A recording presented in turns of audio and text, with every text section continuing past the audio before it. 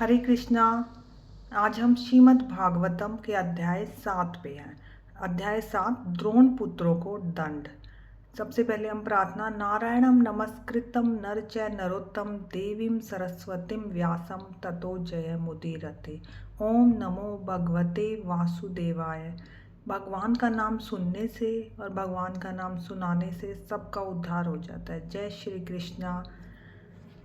सोनक मुनि ने पूछा, हे सूत, जब महान और दिव्य रूप से शक्तिमान शिला व्यास देव ने श्री नारद मुनि से सब कुछ सुन लिया तो फिर उनके चले जाने पर शिला व्यास देव ने क्या किया? शिला सूत गोस्वामी ने पूछा, वेदों से घनिष्ठ रूप से संबंधित सरस्वती नदी के तट पर शाम्य प्रसाद नामक स्थान पर ध्यान लगाने हेतु एक आश्रम है जो ऋषियों के दिव्य क्रियाकलापों को संवर्धित करने वाला है। उस स्थान पर बेर के वृक्ष से घिरे हुए अपने आश्रम में शिला व्यास देव शुद्धि के जल का स्पर्श करने के पश्चात ध्यान लगाने बैठ गए। इस प्रकार उन्होंने भौतिकता में किसी लिप्तता के बिना भक्ति में सेवा में अपने मन को पूर्ण रूप से एकाग्र किया और इस तरह उन्होंने परमेश्वर के पूर्णतः अधीन उनकी बहिरंगा शक्ति के सहित उनका दर्शन किया। जीवात्मा तीनों गुणों से परे होते हुए भी इस बहिरंगा शक्ति के कारण अपने आप को भौतिक पदार्थों की उपज मानता है। इस प्रकार भौतिक कष्टों का फल भोगता है।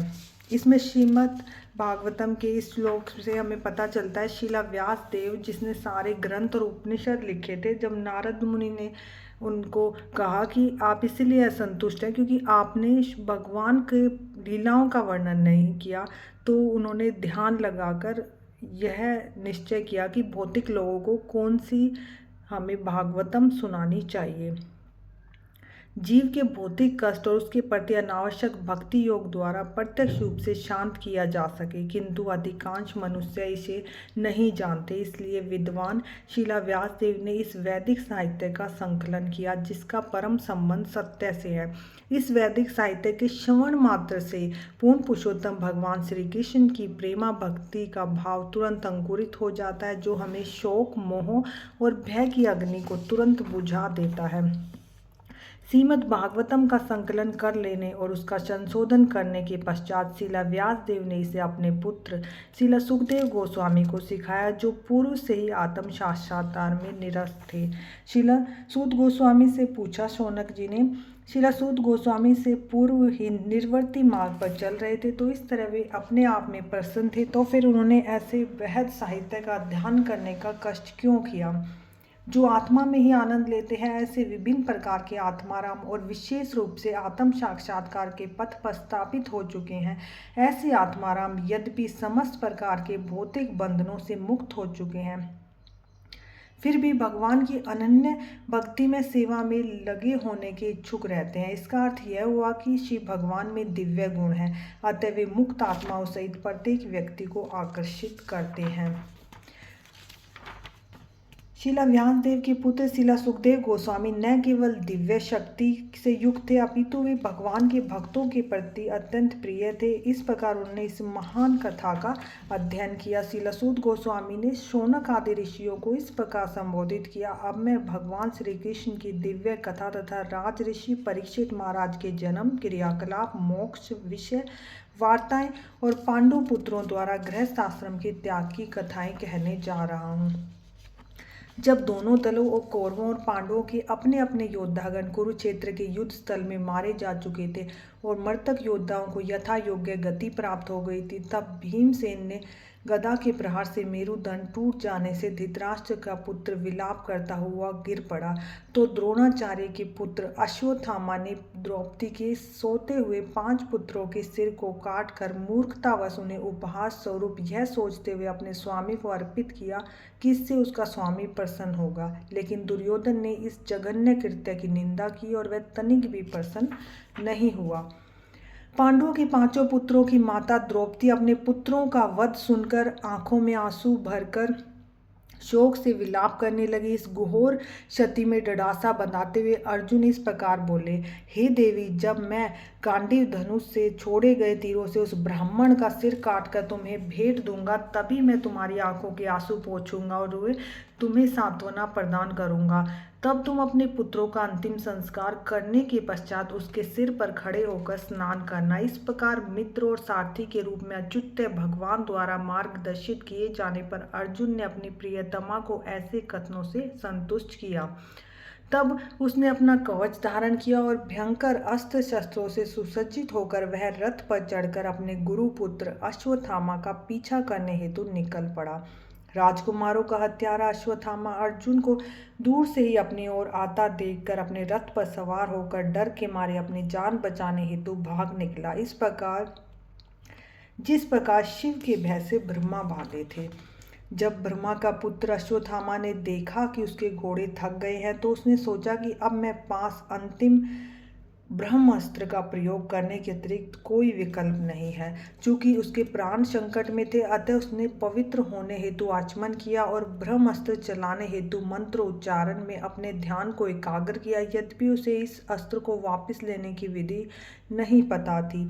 तत्पश्चात समस्त दिशाओं से प्रचंड प्रकाश फैल गया। यह इतना उग्र था कि अर्जुन को अपने प्राण संकट में जान पड़े। अतः उसने भगवान श्री कृष्ण को संबोधित करना आरंभ किया।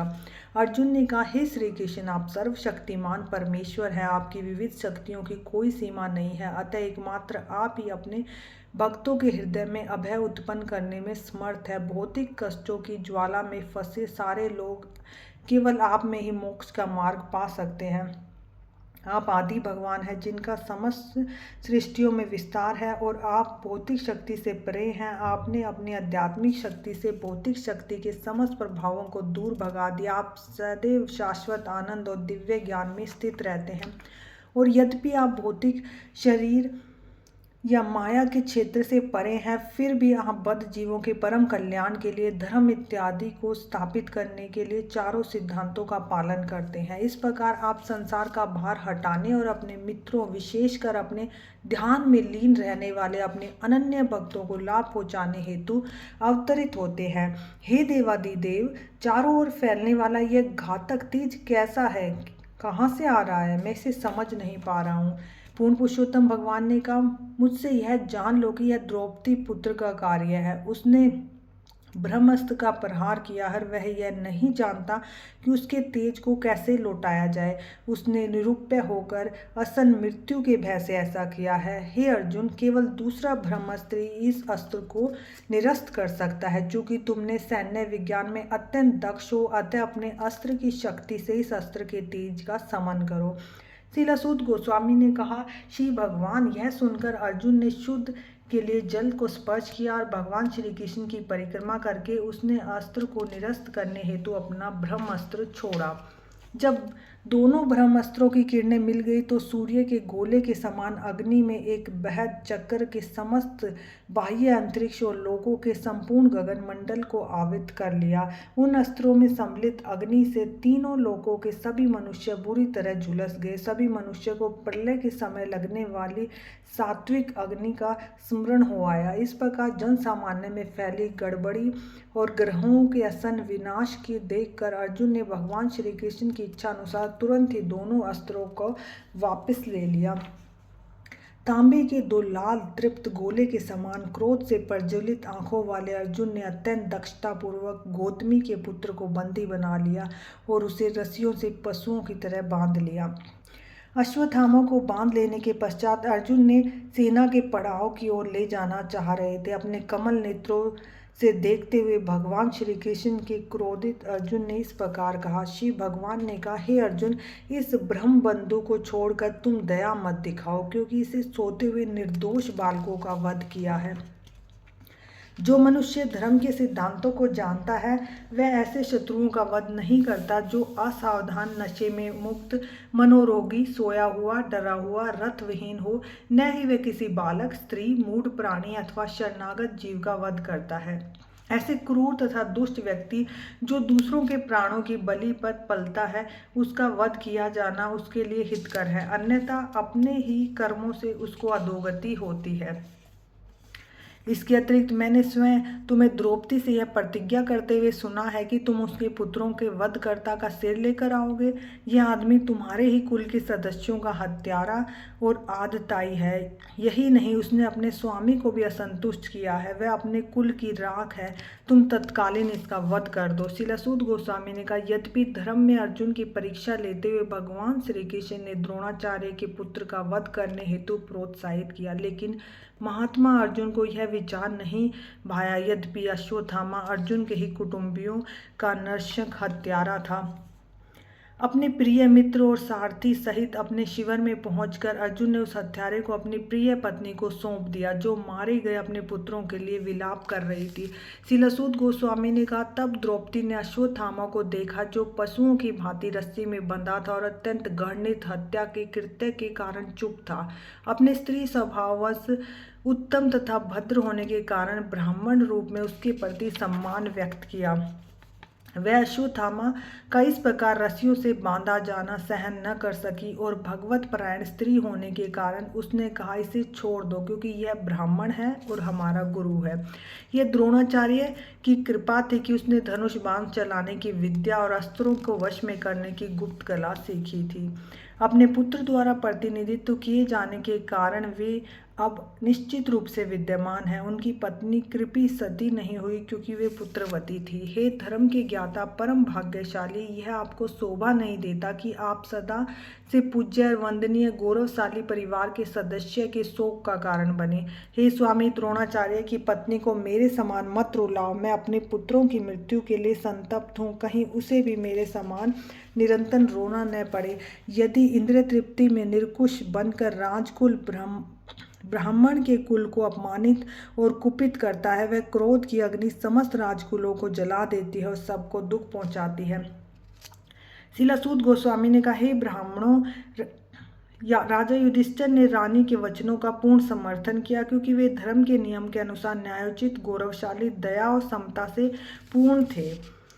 नकुल और सहदेव तथा सात्विकी, अर्जुन देव की पुत्र, भगवान श्री कृष्ण, स्त्री एवं अन्य व्यक्तियों ने एक स्वर में राजा की सहमति व्यक्त की, लेकिन भीम, जो कि क्रोधित मनोदशा में था, उसने सहमत नहीं हुआ और उसने उसे दोषी कर वध किए जाने की संस्तुति की, जिससे व्यर्थ ही सोते बच्चों की हत्या कर दी थी। इसमें न तो उसका कोई अपना, न ही उसका कोई स्वामी का ही हित हुआ।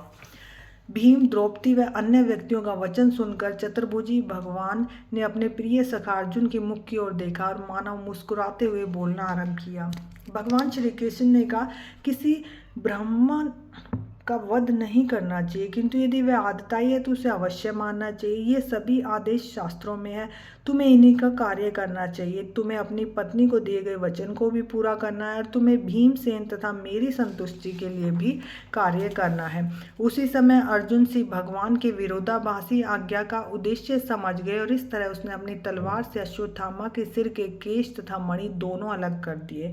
बाल हत्या के कारण वह अश्वत्थामा पहले ही अपनी शारीरिक क्रांति खो चुका था।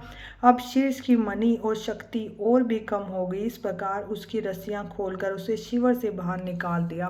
उसके सिर के बाल मुंडाना, उसकी संपदाहीन करना तथा उसे घर से भगा देना, ये ब्रह्मबंधु के लिए निश्चित रूप से दंड है। शारीरिक वध करने का कोई विधान नहीं है। तत्पश्चात शोक संपन्न पांडु तथा द्रौपदी ने स्वजनों के शवों का समुचित दाह संस्कार किया। इस प्रकार श्रीमद् भागवतम के प्रथम स्कंद के अंतर्गत द्रोण पुत्र को दंड नामक 7वें अध्याय का भक्ति वेदांत तात्पर्य पूर्ण हुआ। Hare Krishna. Please like and subscribe.